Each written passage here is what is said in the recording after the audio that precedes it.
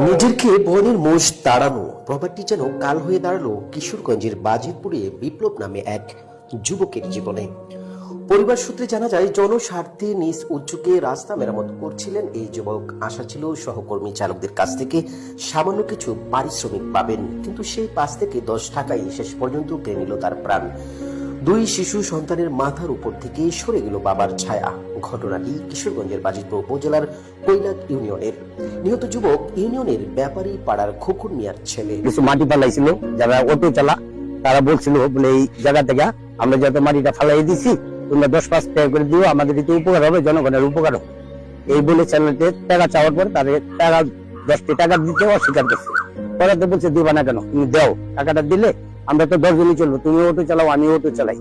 এই বলাতে তারপরে ওরা ওদের ঝগড়া করে চলে যা তাদের বাড়ির ওই যে মারছে তার বাড়ির সামনে।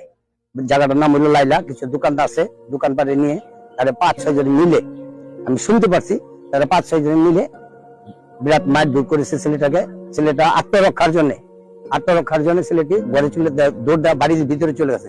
বাড়ির ভিতরে যাওয়ার পরেও ছেলেটিকে তারা ওখানে গিয়েও তার ইচ্ছা অনুযায়ী যে যেমন পারে 27 জন লোকে, আমি শুনতে পেরেছি 27 জন লোকে তাদেরকে মারপিট করেছে।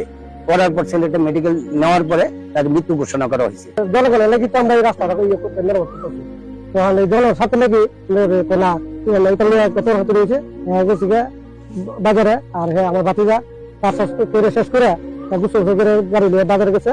তারপরে বাজারে গিয়ে তারে চিড়ে মায়ের দৌড় করে খুব কষ্ট করে তারা ইয়ে হচ্ছে, মনে হচ্ছে সবাই চুটাই মোটাই দিছে, মনে হচ্ছে স্বাভাবিক হয়ে গেছে, কোনো যোগ্য বাচ্চা হয়েছে না। তাহলে ছেলেটা বাড়ি ফোন দিছে, রাজি সুরা করে নিয়ে তারা দাঁড়া তাকে ছেলে আসতেছে মারতে হবে।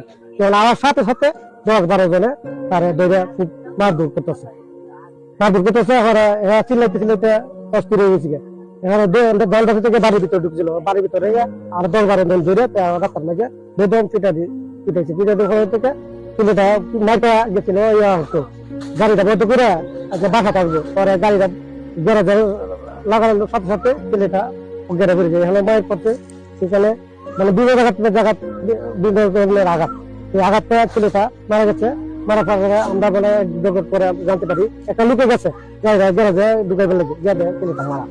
এখানে মূলত গতকালকে পড়েছিল যে একটি যুবকের লাশ, এবং এই যুবকের যে জুতোগুলো আমরা দেখতে পাচ্ছি, তো এখানে কিন্তু পড়েছিল। এটি একটি গ্যারেজ, সেখানে অটো চার্জ দেওয়া হয়, এবং এটি হচ্ছে সেই যুবকের যে অটোটি, এই অটোটি আমরা একটু দেখানোর চেষ্টা করব। এটি হচ্ছে তার অটো,